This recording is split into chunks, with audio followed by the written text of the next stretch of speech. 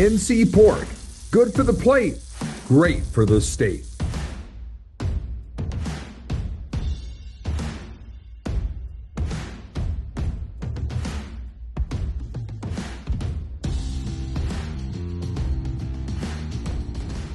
Welcome back to This Week in College Football with David Glenn, powered by our friends at NC Pork.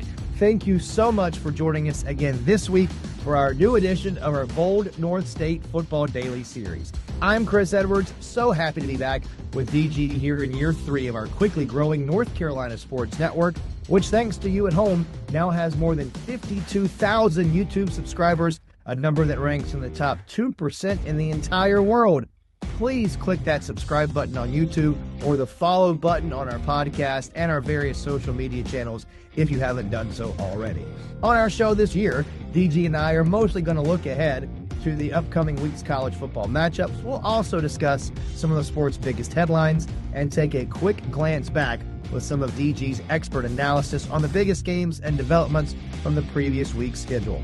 My friend David Glenn, now in his 39th year covering college football here in North Carolina and around the Atlantic Coast Conference. And as we jump into this week's matchups, a quick reminder that the pork industry is a huge part of our North Carolina economy, with more than 42,000 jobs and an economic impact of almost $11 billion per year. You can learn more at ncpork.org. That's NC Pork, good for the plate, great for the state. DG, great to see you again, my friend. How are you this week? I'm doing great, Chris. I love this time of year. As you know, being a basketball guy yourself, college hoops is here. We have college football playoffs underway in some divisions of the NCAA umbrella and some big games to get to this week. So it's great to see you again. Yeah, can't wait to get into it, DG. And the big winners in Week 12 included Georgia, Oklahoma, Notre Dame, Virginia, and a little closer to home, Wake Forest, East Carolina, Wingate, ever how you want to say it, along with Johnson C. Smith, all posted big victories. Congratulations, by the way, to the Golden Bulls on their first CIAA football championship since 1969 and their first ever invitation to the Division II playoffs. We will have much more on last week's results coming up later in today's show, but we get to this week's biggest matchups, beginning with those involving teams here in the Bold North State, and then we'll move on to our 3 national matchups involving some of the other teams that we know very well. This segment brought to you by our great friends at NC by Train. Skip the traffic, kick back, and enjoy the ride with NC by Train. Whether you're heading to see family, catching a game, or just exploring the Bold North State, Amtrak service makes travel easy and affordable. Book your next ride today at ncbytrain.org and see North Carolina the relaxing way. DG, we'll start with the battle for the victory bell. This is Duke at 5-5 at 4-6 North Carolina. 3:30 Saturday on ACC Network. The Blue Devils a 6-point road favorite at Kenan Stadium. As a reminder, this will be the site for our Old North State tailgate and traveling sports circus this week, DG. Yeah, quick flashback. When Bill Belichick's father, Steve, was an assistant coach with UNC football way back in the mid-1950s, believe it or not, the Blue Devils were a regular top 25 football program, and they had the better of the so-called Victory Bell rivalry against the Tar Heels. In fact, in each of Steve Belichick's 3 years in Chapel Hill as an assistant coach, Duke beat the Heels head-to-head, and Duke went on to win the ACC football title all 3 years. Carolina, of course, long ago turned the tables on this 8 miles apart rivalry, and now the Heels have won 5 of the last 6, 28 of the last 35 against the Devils, including in Chapel Hill, 3 straight and 14 of the last 17. Now this year, both teams are fighting toward bowl eligibility, as those records you mentioned reflect. 5-5 Duke can get there with a win over the Heels Saturday. 4-6 Carolina needs to win just to keep the possibility of a bowl game alive. Duke is favored in this game, even as the road team, mainly because the Devils have the most prolific passing attack in the Atlantic Coast Conference, 300-plus yards per game. The Tulane transfer, Darian Mensah, is one of the most polished passers in all of college football, and he has plenty of quality targets, led by a wide receiver, Cooper Barkate, who's a Harvard transfer, number 3 in the ACC in receiving yards right now. The Devils also do have some balance offensively. And the true freshman running back, Nate Shepard, is sixth among ACC running backs in rushing yards per game. Although Carolina has improved dramatically on defense over the course of this season under coordinator Steve Belichick, same name, but Bill's son, of course, the Tar Heels have shown absolutely no ability to exploit an opponent's vulnerable defense. And Duke, which has given up about 30 points per game right now, definitely fits the description of vulnerable on defense, yet Carolina is next to last in the league in scoring offense at a woeful 19 points per game. The Heels do have a high-end wide receiver in the sophomore Jordan Shipp. They have a talented young running back in the freshman Damon June. They have a good, solid tight end in the veteran Jake Johnson. But their play at quarterback and on the offensive line have ranked among the worst among the 68 programs in the Power Four conferences pretty much all season long. That production in those areas will need to get better starting Saturday afternoon if Carolina is going to avoid a losing record in Bill Belichick's debut season in college football. Let's go to San Antonio now, DG, where East Carolina is coming off an upset win over Memphis. The Pirates are 7-3. They are at 5-5 UTSA Saturday at 3:30. The game will be on ESPN Plus. The Pirates, with a win, can stay in the chase for the American Athletic Conference title. Still an outside shot for the Pirates to get to the college football playoff as well with a victory. ECU is a 1-point favorite in San Antonio. Yeah, the great news for East Carolina is that the Pirates are the only FBS team in our state that is still in the running for a conference championship. 5-1 in the American Conference. ECU is alongside Navy, Tulane, and North Texas in the pursuit, those four schools in pursuit of the two spots, of course, in the league's championship game. More good news, the Pirates, as you said, are slight favorites against UTSA this week. They'll also be favored at Florida Atlantic next week. Again, both of those games are on the road, so no safe assumptions here. The bad news, and I put that in air quotes, is that the American Conference tiebreakers, unlike conference tiebreakers in the Power Four leagues, they place significant weight on a team's college football playoff ranking. And that's where the Pirates' resume pales in comparison to some of those others in the American Conference. ECU, remember, lost to both BYU and NC State in non-conference play, so that 7-3 overall record for the Pirates just is not going to come close to a top 25 national ranking. Meanwhile, 9-1 North Texas, 8-2 Tulane, they're in this week's top 25 polls, and 8-2 Navy is not far behind. The bottom line is that ECU needs to both win out and get some help. The Pirates fans should root really hard right now for the Temple Owls, because Temple hosts Tulane this week and visits North Texas next week. If the Pirates keep winning and the Owls somehow win both of those, that is a direct path for ECU to the conference title game. None of these tiebreakers, of course, are going to matter unless ECU takes care of its own business at UTSA on Saturday. The Roadrunners are not a bad football team. Their loss at 10-0 Texas A&M earlier this year was by only a 42-24 margin, which is pretty competitive for a visit to a top 5 SEC opponent. And in their most recent home game, the Roadrunners posted a dominant 48-26 victory over Tulane, a team, remember, that beat ECU head-to-head back in October.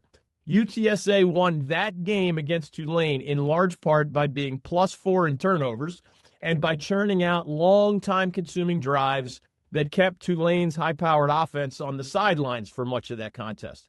UTSA's biggest problem this season has been slowing down the most explosive offenses. North Texas and South Florida both tore the Roadrunners' defense to shreds. So it will be up to quarterback Caton Hauser, running back Landon Montgomery, and an ECU offense that has become more balanced over the course of this season. They're going to have to put UTSA on the defensive, just as ECU's defense, which is number 1 in the American Conference, giving up only 18 points per game. That group can hopefully continue its season-long excellence, as the Pirates' offense may be asked to carry a little heavier load than usual in this road trip to UTSA. BG, let's head back to the Bold North State, and we'll go to Carter-Finley Stadium in Raleigh. 5-5 NC State can get to a bowl game, be bowl eligible with a win over 5-5 Florida State. Friday night, 8 o'clock on ESPN. The Seminoles, a 4-point road favorite in Raleigh with that national TV spotlight. Yeah, FSU and NC State have more in common than just those 5-5 records. At their best, the Seminoles and the Wolfpack can beat maybe not everyone, but almost anyone. Reminder, FSU beat national power Alabama this year, 31-17 in that season opener. NC State beat the ACC's leading team, Georgia Tech, pretty convincingly, 48-36. That was just 2 weeks ago. At their worst, though, these same two teams, FSU and NC State, can be really, really bad. Remember, the Seminoles lost 20-13 at Stanford earlier this season, and NC State got absolutely hammered by Notre Dame, by Pitt, and just last week, 41-7 at Miami. At this point, the sixth-year Florida State coach Mike Norvell and the 13th-year NC State coach Dave Doran are both fighting their own team's inconsistencies and the reality that many in their own fan bases are calling for their jobs right now.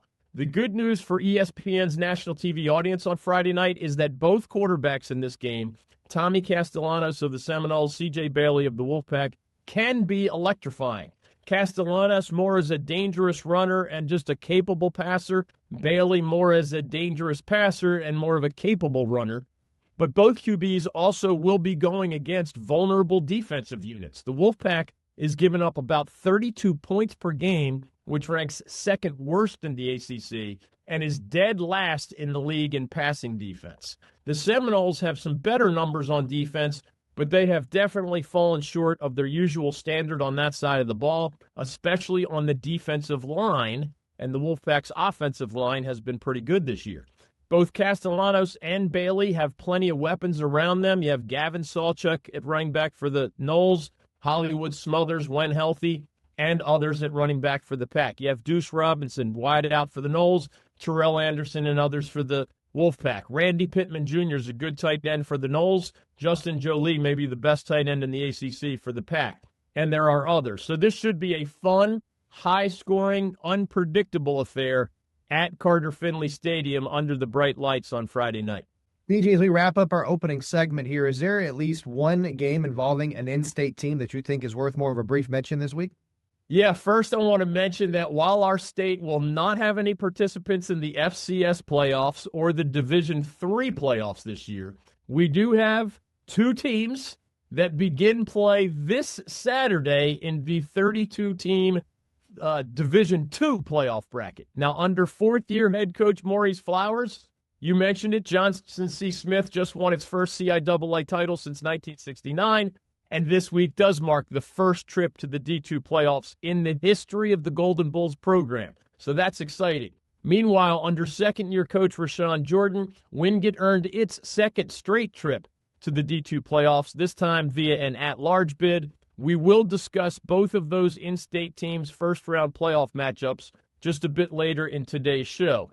The only other games worth mentioning are FBS contests. First, if Appalachian State is going to have a chance to reach a bowl game in Coach Dow Loggins' debut season, the 4-6 Mountaineers just absolutely must beat 5-5 Marshall on Saturday afternoon in Boone. That's a 2:30 kick, ESPN+. The Thundering Herd is a 3-point road favorite at Kid Brewer Stadium. Finally, I will include this one last game mainly in the spirit of morbid curiosity.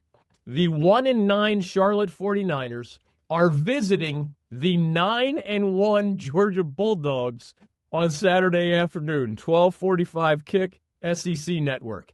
In what I believe is the largest point spread of the entire 2025 college football season, in a game where both teams are FBS-level football programs, the Georgia Bulldogs, who of course rank fourth nationally and are likely headed to the college football playoff for the fourth time in the past 5 years, those dogs are 44.5-point favorites over the Charlotte 49ers. In all likelihood, obviously, the point spread will be the only intriguing aspect of that contest. All right, stay with us. More of This Week in College Football with David Glenn coming up in just a moment here on the North Carolina Sports Network.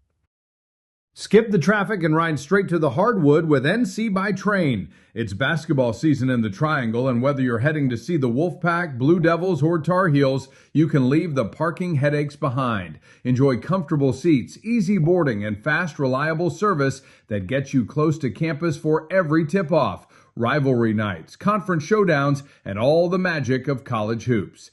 NC by Train, the smarter, smoother way to get to the big games.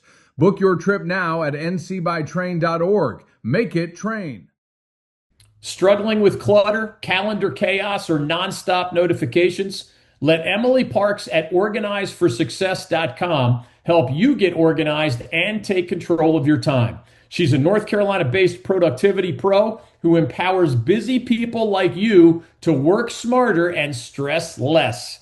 Visit organizeforsuccess.com and schedule your free discovery session today.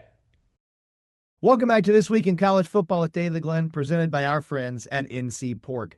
DG, we're going to dive into our National Week 13 look ahead, brought to you by our friends at XL Moving and Storage, a family-owned Allied Van Lines partner here in North Carolina with more than 25 years of award-winning experience. Local, long distance, or commercial, they do it all. Learn more and get a free quote at excelms.com. That's XL Moving and Storage.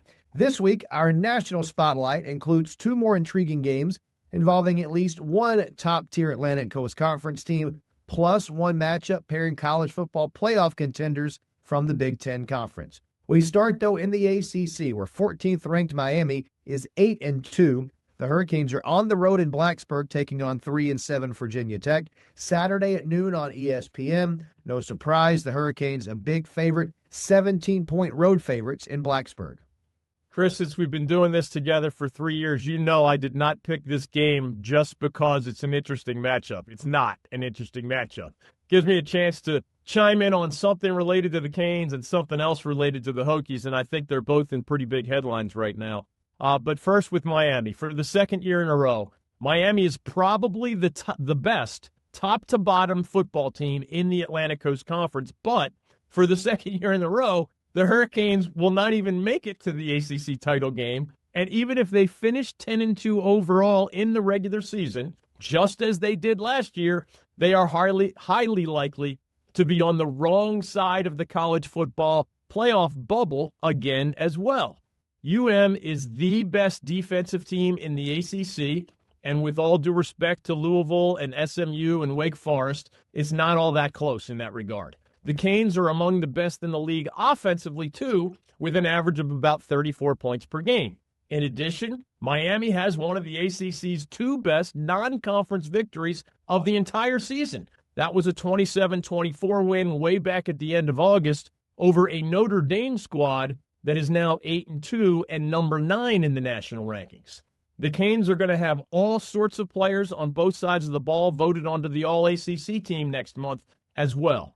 All that said, because of its single-possession league losses to both Louisville and SMU earlier, Miami will be left out of the ACC title game, and the Canes likely would have to post absolutely dominant road victories. Look for the style points at Virginia Tech this week, at Pittsburgh next week, to have even a chance of grabbing one of the college football playoff's 7 at-large invitations.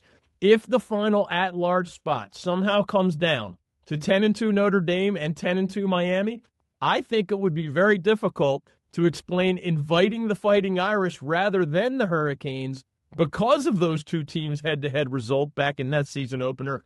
We may be headed in that direction. We'll see. We can revisit it if needed in a couple weeks. Now, regarding this week's game at Virginia Tech against a bad Hokies team playing under an interim head coach, the biggest news in Blacksburg surrounds what you might call, it's arguable, the highest profile gridiron hire in Hokies history. Now, reminder, Frank Beamer was a former Tech player, and he certainly became a truly legendary coach during his 29 seasons leading the Hokies. But his only head coaching experience prior to getting that job at his alma mater was at Murray State, which was an FCS program. so Coach Beamer's hire was not a big headline drawer. But just this week, Tech hired James Franklin, who has had very successful tenures at both Vanderbilt in the Southeastern Conference and Penn State in the Big Ten. He's still only 53 years old. Franklin posted back-to-back top 25 seasons at Vandy, not an easy place to win, in 2012 and 2013, and that success helped him land the job with the Nittany Lions. Of course, he did get fired by Penn State at midseason just this year after a 3-3 start. He had led the Lions previously to 7 top 25 seasons in the previous 9 years. Franklin led the Lions into a national top 10 finish 5 times during his tenure in Happy Valley, including in 2016 when he captured his only Big Ten championship.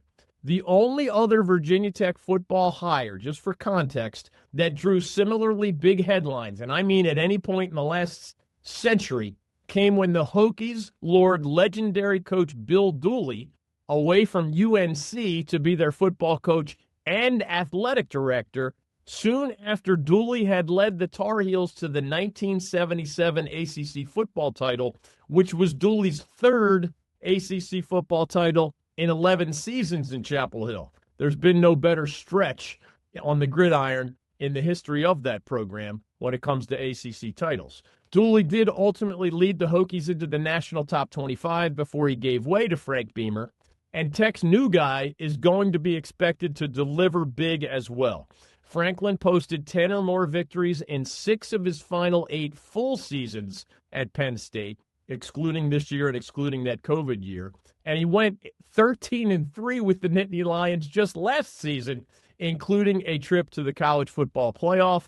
The ACC football neighborhood just got a lot more interesting. DG, let's move on to the Big Ten now. Wild to say this is a Big Ten game. Yep. Number 16, Southern Cal is 8-2. They visit 6th-ranked and 9-1 Oregon Saturday at 3:30 on CBS. The Ducks, a 10-point home favorite in Eugene. Yeah, right now the Big Ten championship game projects as a whopper of a matchup, and that would be, of course, between number 1 Ohio State and number 2 Indiana. The Buckeyes are 10-0 right now. Hoosiers are 11-0, although Ohio State does have a game at a top 25 Michigan team to close the regular season, so we'll see. But the Big Ten's 2 other great teams appear to be number 16 Southern Cal and number 6 Oregon. So the winner of this head-to-head matchup on Saturday afternoon between the Trojans and the Ducks will remain in the league's title chase and will remain central to the college football playoffs broader conversation. Remember, just last year under Coach Dan Lanning, Oregon introduced itself to the Big Ten by going 12-0 in the regular season and then knocking off Penn State in the conference title game. They ultimately fell to Ohio State, the eventual national champion, in the college football playoffs quarterfinals. The Ducks then lost 6 high draft picks from that great team, including the quarterback Dylan Gabriel, but they may be one of the top 5 teams in the country again this season, and the Southern Cal Trojans are not far behind. One compelling aspect of this year's USC-Oregon game is the quarterback matchup, as the Trojans and the Ducks join Indiana as the highest scoring teams in the Big Ten at around 38-39 points per game. Under the tutelage of 4th-year Southern Cal coach Lincoln Riley, remember formerly an ECU guy, who has not had nearly as much success with the Trojans so far as he had as the Oklahoma Sooners head coach, but Lincoln still carries that offensive guru label. Under his tutelage, the redshirt junior Jaden Mayava leads a league loaded with high-quality quarterbacks with almost 300 passing yards per game, 18 TD throws, only 6 interceptions. Oregon, meanwhile, counters with redshirt sophomore QB Dante Moore, who probably will be a first-round NFL draft pick whenever he leaves school, possibly after this current season. Whereas both offenses in this game can be off-the-charts productive, the Ducks have played much better defense overall this year. Tackle Amari Washington, edge rusher Mateo Uiagalelei, linebacker Bryce Betcher, safety Dylan Thieneman, true freshman cornerback Brandon Finney Jr., Those are among those leading the way for the Ducks on the defensive side of the ball, which is their big advantage in this matchup. DG, back to the ACC now, where Pittsburgh is 7-3. The Panthers, though, are 5-1 in the ACC. They are on the road this week at number 15 Georgia Tech. The Yellow Jackets having a stellar season. They're 9-1 overall, 6-1 in the conference. This is the Saturday night 7 o'clock game on ESPN. Georgia Tech, who can clinch a berth to the ACC championship game with a win, is a 2-point favorite at home. Yeah, the equation here for Georgia Tech is simple. For Pitt, it's a bit more complicated. But if the Yellow Jackets beat the Panthers, they will play in the ACC championship game, and they will have a chance there for their fourth ACC title overall and their first since 2009. The Jackets also would maintain at least some momentum heading into next week's enormous non-conference matchup against arch-rival Georgia, which has become a national superpower under Coach Kirby Smart and has won 7 straight head-to-head contests and 20 of the last 23 against Georgia Tech, much to the disdain of Tech's third-year head coach Brent Key, who is a former Yellow Jackets offensive lineman. On the other hand, if Pitt wins this one, the Panthers don't clinch, but they would remain among the contenders for a trip to the ACC title game, along with Virginia, which is off this week, and SMU, which only remains in the hunt if the Mustangs beat Louisville on Saturday. The Panthers, by the way, do have by far the most difficult regular season finale among these ACC contenders because the Miami Hurricanes are heading to the Steel City next week. Both of these teams have shown plenty of vulnerability lately. Remember, Georgia Tech lost 48-36 at NC State just a couple weeks ago, and then the Jackets needed a dramatic come-from-behind win just to survive 36-34, a visit to last-placed Boston College last week. Pitt, meanwhile, just got annihilated by Notre Dame 37-15 on the Panthers' home field. Regardless of these teams' many flaws, Tech has one of the most productive offenses in the ACC. Pitt has one of the most effective defenses in the conference. The Jackets and the Panthers also have maybe the league's 2 best special teams units. The quarterback matchup in this one is intriguing. Tex Haynes King, of course, is that 24-year-old, 6th-year senior we've discussed all season, who, thanks to an incredibly productive running and efficient passing combination, is among the front-runners for the ACC Player of the Year honor. Pitt has a guy named Mason Heinschel. He's a true freshman who began this season 3rd on the Panthers' depth chart behind incumbent Eli Holstein and the Western Carolina transfer Cole Gonzalez. Right after Pitt elevated Heinschel into the starting role in early October, the Panthers won 5 consecutive games in which they averaged 40 points per game. Now, obviously, Notre Dame shut that down last week, but Georgia Tech's defense has been its weakest link all season, so this one could be a back-and-forth thriller in Atlanta on Saturday night. From Friday night lights to championship moments, the North Carolina High School Athletic Association makes it all happen. Supporting student athletes across the state, the NCHSAA is the heart of high school sports in North Carolina. Learn more and get involved at nchsaa.org. That's nchsaa.org. The North Carolina High School Athletic Association, where champions are made. Welcome back to This Week in College Football with David Glenn, presented by NC Pork. Time now for our coaches and quarterbacks segment, brought to you by our good friends at Lawson Insurance, who just last year celebrated their 50th anniversary of helping DG and many other North Carolina citizens and businesses with their personal and commercial insurance needs. You can reach out to the brothers Ken Miller and Michael Lawson. Like us, they're all huge sports fans. Give them a call, 919-846-2090, or just search Lawson Insurance online. DG, we touched on the quarterbacks topic last week, so we'll head back to the coaches for this week's conversation. How many of the ACC's 17 head coaches are you still considering for your ACC Coach of the Year vote? And of our state's 32 head football coaches at all levels of NCAA football, who are you still considering as we head down the stretch for what we are going to call here at the North Carolina Sports Network our bold North State Coach of the Year winner? Yeah, I got to take the second part of that question first, Chris, because the winner of that in-state honor is already crystal clear here in the latter part of November in my eyes. With all due respect to Blake Harrell of East Carolina, Pirates again still in the running for the American Conference Championship game. Jake Dickert of Wake Forest, he actually has a chance to post the third highest win total in the history of that program. Also, Rashawn Jordan of Wingate, he has the Bulldogs in the D2 playoffs for the second year in a row, and around here we're going to celebrate such things. With all due respect to those guys, someone in our state is in the process of leading his own university to truly, no exaggeration here, no hyperbole, the greatest season in the 100-plus year history of its football program. That someone is fourth-year Johnson C. Smith University head coach Maurice Flowers.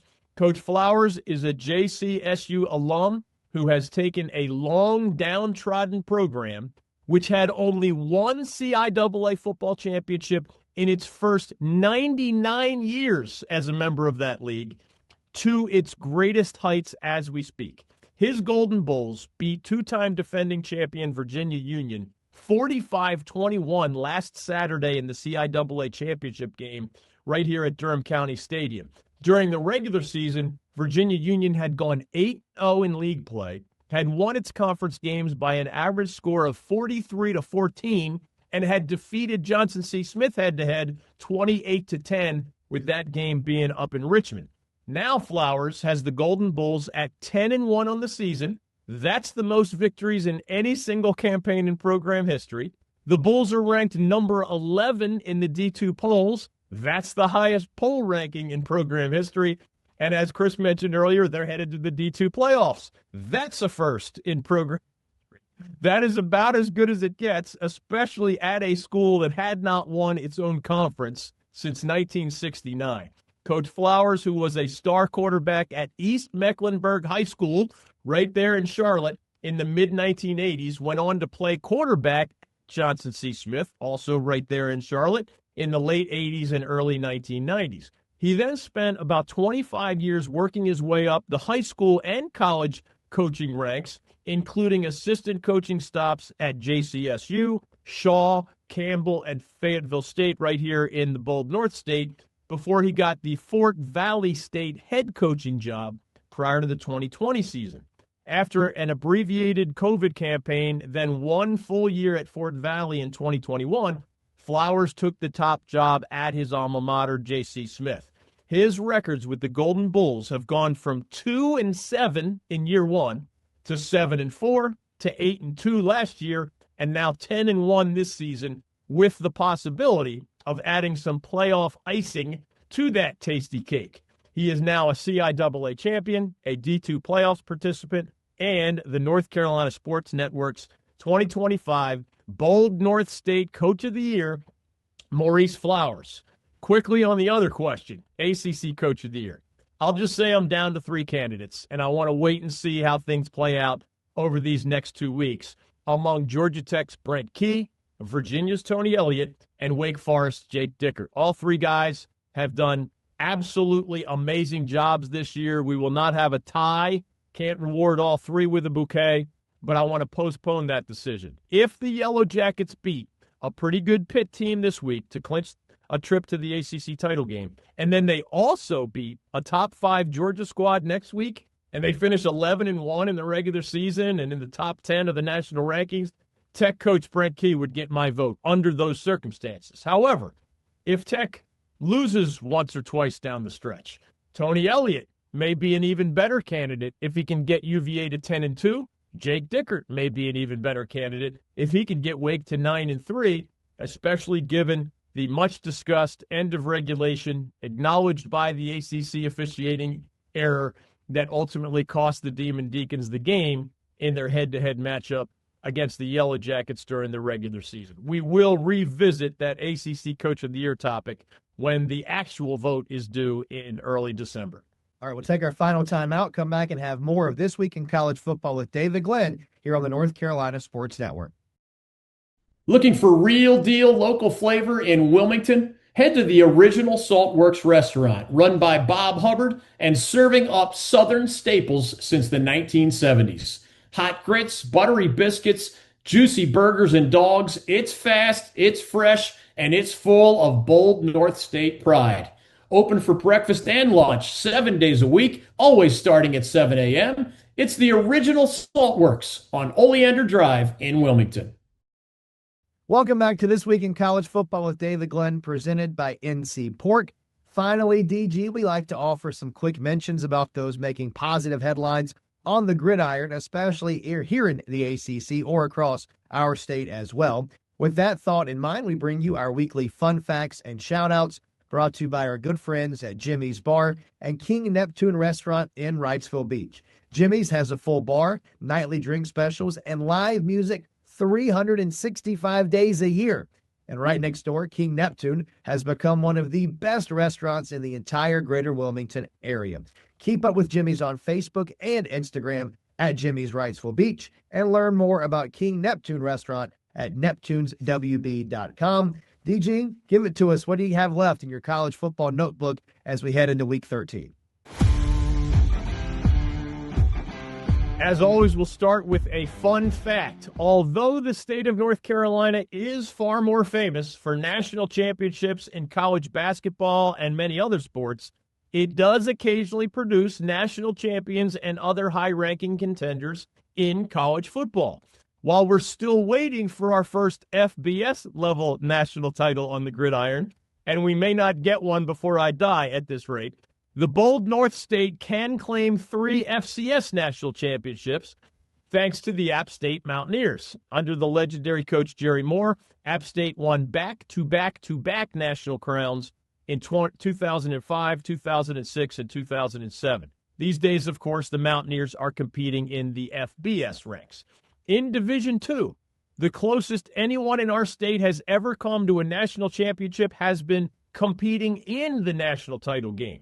In 2012, Winston-Salem State went 14-0 under Coach Connell Maynor before falling to Valdosta State in the championship contest. In 2013, the very next year, Lenore-Rhine went 13-1 under a guy named Mike Houston, we know him well, before falling to Northwest Missouri State in that championship game. Lastly, our state does have a rich tradition when it comes to HBCU national championships on the gridiron. North Carolina A&T, NC Central, Winston-Salem State, Fayetteville State, and Shaw University all claim one or more national titles in that regard. The most recent example was just a few years ago, 2022, when Coach Trey Oliver led the NC Central Eagles to a victory over Jackson State in the Celebration Bowl, which has been considered the HBCU national championship game since its inception in 2015. Now on to this week's shout-outs. Shout-out to first-year East Carolina head coach Blake Harrell and the Pirates. Coach Harrell is now a stellar 12-4 since taking the reins in Greenville midway through last season, and one of his very best victories as a head coach came last Saturday in the Pirates' 31-27 win over Memphis at Dowdy-Ficklin Stadium. The Tigers were 8-2 heading into that game. They had a very dangerous quarterback in Brendan Lewis, and they led 17-10 at halftime. Then the Pirates outscored Memphis 21-10 in the second half to claim that victory and remain in contention for an invitation to that American Conference Championship game, something they have not yet achieved, remember, in their 12 years as a member of that league. Quarterback Caton Hauser, running back Landon Montgomery, wide receiver Brock Spalding, wide receiver Peyton Mangrum, defensive tackle Zion Wilson, linebacker Samuel Donka, safety Jamarly Riddle, all-purpose guy Mike Wright Jr., and kicker Nick Mazzy were among the Pirates' standouts in their big win over Memphis. Shout out to first-year Wake Forest head coach Jake Dicker, Wake defensive coordinator Scotty Hazelton, and the Demon Deacons. In the Deeks' 28-12 victory over UNC last Saturday, we were there with our tailgate tour. They limited the Tar Heels to only 257 total yards. Wake is second in the ACC in scoring defense this season, behind only a power-packed Miami team at 19 points per game. In the Deeks' 7 victories this year, They have limited their opponents to an average of only 12 points per game, with a 7-3 record and regular season contests against only Delaware, an FCS opponent, and 5-5 Duke remaining. Jake Dickert, during his first year in Winston-Salem, remember, has put himself in position to make a run at what would be only the third season of 10 or more wins in Wake football history. Jim Grobe did it once. Dave Clawson did it once. If Dickert can lead his team to victories over Delaware, Duke, and a bowl opponent, he would join those two legendary coaches in the history books right out of the gate. Huge shout-outs to Coach Hazelton, defensive tackle Mateen Abirgaba, defensive end Langston Hardy, linebacker Dylan Hazen, safety Nick Anderson, nickelback Devon Patterson, and the rest of that fantastic Wake defense on a brilliant season. Sports are awesome. But is Sport Clips better than sports? Because Sport Clips is sports. Plus, a neck and shoulder treatment. Sport Clips. It's a game changer.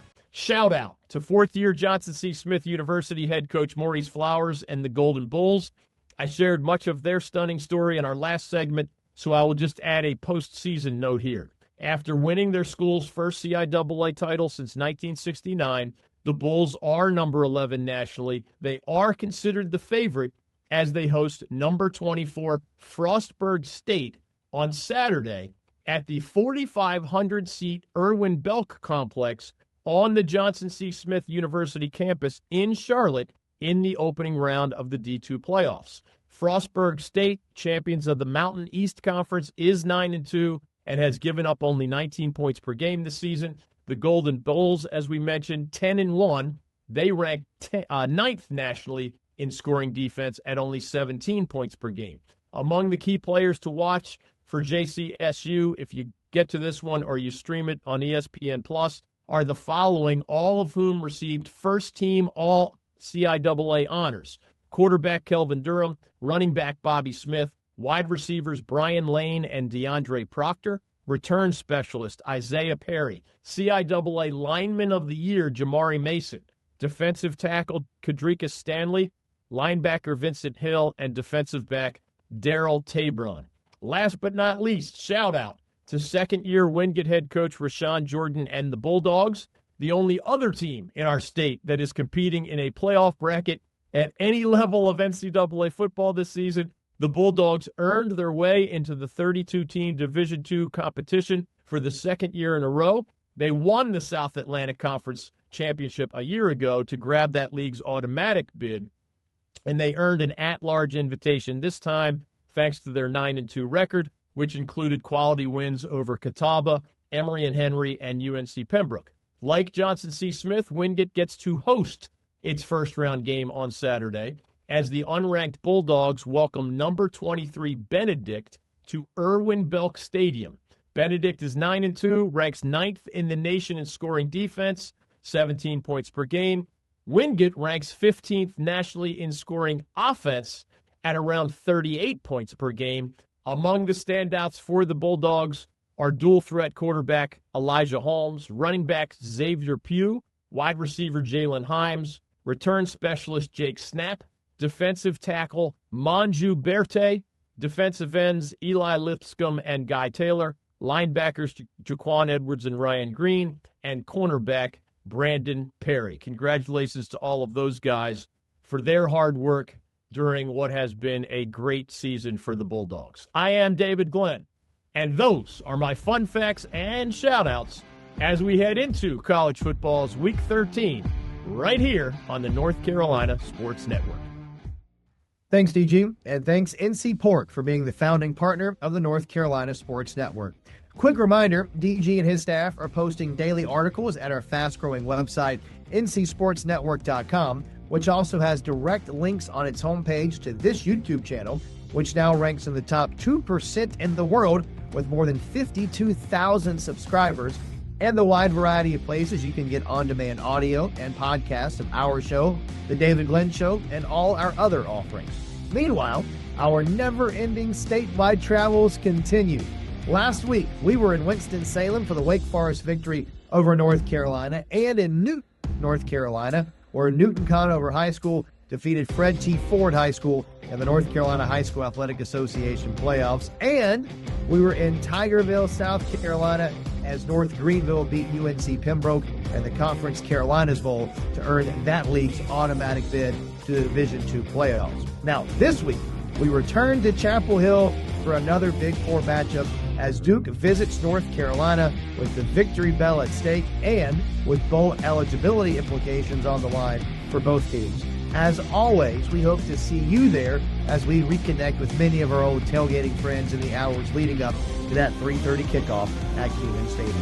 For David Glenn, I'm Chris Edwards. Thanks for joining us for This Week in College Football right here on the North Carolina Sports Network. This has been Bold North State Football Daily, an exclusive presentation of the North Carolina Sports Network. Make sure you follow us on social media at the NC Sportsnet, and check out our website that is wall-to-wall coverage of North Carolina sports at ncsportsnetwork.com. Our foundational partner is the North Carolina Pork Council, raising the bacon, raising the bar. Telling the stories of the bold North State, this is the North Carolina Sports Network.